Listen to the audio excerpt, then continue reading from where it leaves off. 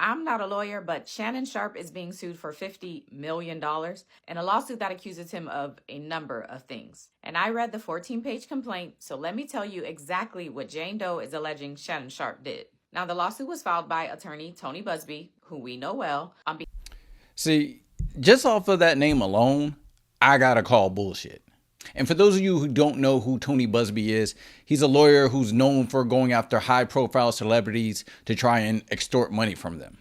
Most recently with Jay-Z, and that story turned out to be completely false, and there was even audio of the alleged victim admitting that the claims were false. So clearly this man has no qualms with looking for any type of way he can to try to get money out of an innocent man, even if it means ruining their reputation.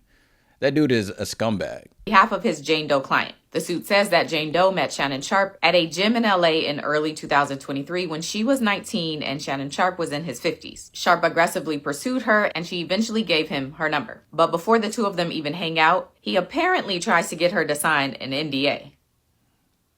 She refuses to sign it, so he eventually stopped asking and invited her over. Jane Doe agrees to go over, and according to the complaint, the very first night was disturbing and unsettling. The suit says he opens the door and without saying a word just walks upstairs. She follows him, he goes into his bedroom and then points at the bed. He goes to the bathroom and then comes out, cuts out the lights and then lays in the bed. Jane Doe says she didn't know what to do, so she just lays in the bed with him, and then the two of them... The other thing I don't like with these cases, the alleged victim is always anonymous. They're able to completely keep their identity private whilst ruining another man's reputation. Lay there for 10 minutes silently. And then after those 10 minutes, things started happening. The suit claims that at one point, Jane Doe realized that Shannon Sharpe was recording their encounter without her knowledge or her consent. And then the following day, Jane Doe comes back to Shannon Sharpe's house, but she gets there about 5 minutes after the time he told her to arrive. And so she says when she gets inside, he begins yelling at her, accusing her of disrespecting him and wasting his time. Yeah, I'm not sure how they're going to prove that he recorded her unless they have a search warrant or she was somehow able to get the video. It could be possible that he records himself to try to protect himself from situations like this, but that's still illegal. Now, the smart thing to do would be put a camera outside of the door so that way, you could see who's able to freely go in and go out and what kind of condition they're in when they leave. Allegedly grabs her by her neck and then begins engaging with her. But this time he apparently tells her that he's going to end her life. And so, according to Jane Doe, this was the kickoff to the almost 2-year relationship that the two of them had, filled with control, physical, emotional, and psychological abuse. She notes that he once yelled at her while there was a firearm in the room, and because she was scared, she began sharing her location with her friends. But when Shannon Sharpe saw her sharing her location, he allegedly grabbed her by the neck and told her that if she did that again, he would end her life. The lawsuit says that in 2024, Shannon Sharpe and Jane Doe both moved to Vegas, but it notes that Shannon Sharpe apparently likes to claim that Jane Doe followed him to Las Vegas, but she says that's a lie and she went to Las Vegas for her own reasons. Okay, girl. The suit says in September of 2024, when Shannon Sharpe did that infamous live stream, Jane Doe began to pull away from him because her name ain't Michelle, and she thought the two of them were in an exclusive relationship. There we go. And that, ladies and gentlemen, is what you call motive. This girl was mad that Shannon had another thing going on. Now she mad and want to get revenge. Ain't that about a... Let's continue.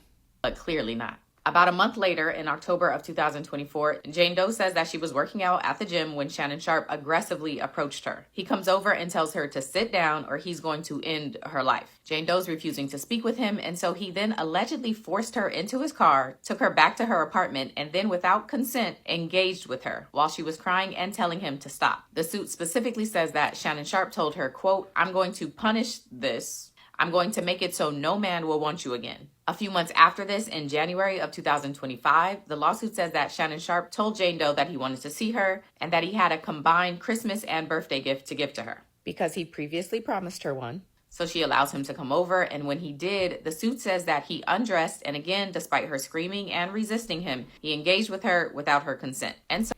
Hold on. Let me get this straight. This man forces himself up on you, takes advantage of you, and then 3 months later Because he promises you a gift, you go over to his house so it can happen again? Yeah, that makes sense. That makes a whole lot of sense. So she's suing him for assault and battery and emotional distress. And she's asking for $50 million. As of now, Shannon Sharpe has not responded to the lawsuit. And like always, these are allegations that have to be proven in court. It's also worth noting that this lawsuit references another Shannon Sharpe lawsuit that was apparently filed in New York last year and has similar claims. But I haven't read that lawsuit, so I can't speak to it. So we will see how this one plays out. Ciao. So let's not also forget that Shannon Sharpe is in the middle of negotiating a new contract worth around $100 million.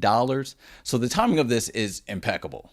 But before I give my full thoughts on this, Shannon Sharpe's legal team did reply. So let's see the breakdown on that. I'm not a lawyer, but Shannon Sharpe's lawyer made a statement regarding the lawsuit that was filed against him. And child, I wasn't going to make a video, but let's get into it. So the statement was actually posted on Shannon's social media pages. And the very first thing on the statement says, quote, "I want you to put a dog collar around my neck and choke me with it while we are engaging." And that was a text message sent to Shannon by the complainant on October 7th, 2023. It's worth. And listen, one thing I do want to say is, man, you got to be careful when it comes to this rough, freaky sex stuff, especially if you're a man like Shannon Sharpe who has a lot to lose. Women will tell you to smack them, choke you, do all this kind of stuff. Look, the most I might do is grab you a little tight, but I'm not going to do anything that's going to leave a mark, because later on they can use it against you in the court of law. Gotta be more careful. Worth noting that although the lawsuit was filed as Jane Doe, Shannon's attorney has taken it upon himself to release this woman's name. And Good. per a few of the attorneys that I talked to, they tell me that as long as he doesn't put her name in a court filing, he won't face any repercussions for doing this. Okay, the next text in this statement says, quote, "I know you missed this big, juicy $25K for each cheek." You see, this is why I didn't want to make this video. Y'all finna get me banned. Later on in the statement, the attorney says that this lawsuit is a shakedown filled with lies and it will not succeed. He says it's an effort to basically get the complainant paid, and to set the record straight, they are releasing these text messages to show the nature of the relationship between Shannon and this complainant. There are a number of other text messages included, like this one which says, quote, "Only if you put that baby gravy in me, then I can do whatever I want to me." Baby gravy. And another which says, quote, "You better crave it because you're going to be stuck with it for life after you put a big black baby in me." Now, why the baby got to be big and black? This statement from his attorney ends saying that Mr. Sharpe categorically denies all allegations of coercion or misconduct. He stands firmly by the truth and is prepared to fight these claims vigorously in court. He looks forward to vindication and a judgment based on the facts and the law. All right, so that's the statement from the attorney. And like I said, it was posted on Shannon's social media pages, not in a legal filing. Once Shannon and his team actually respond to the lawsuit with an actual filing, I imagine we'll get some more info. And I imagine as time goes on, this gonna get messy. Like maybe we'll get the responses to those text messages. Big black baby though? Ciao. Now, the part about the $25K for each cheek makes this sound like this was a transactional relationship. You know, even if he wasn't really paying to play, the fact that she's even comfortable with saying something like that makes it sound like at the very least he was tricking on her.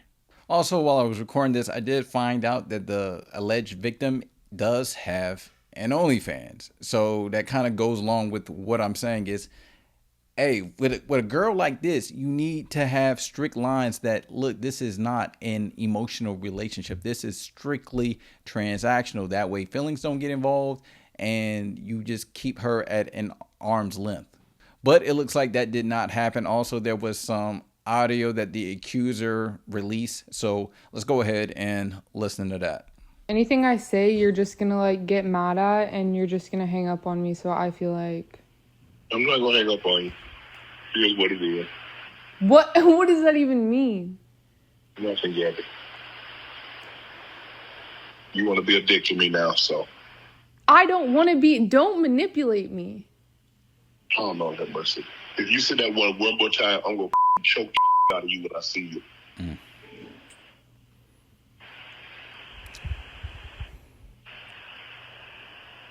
Thank you.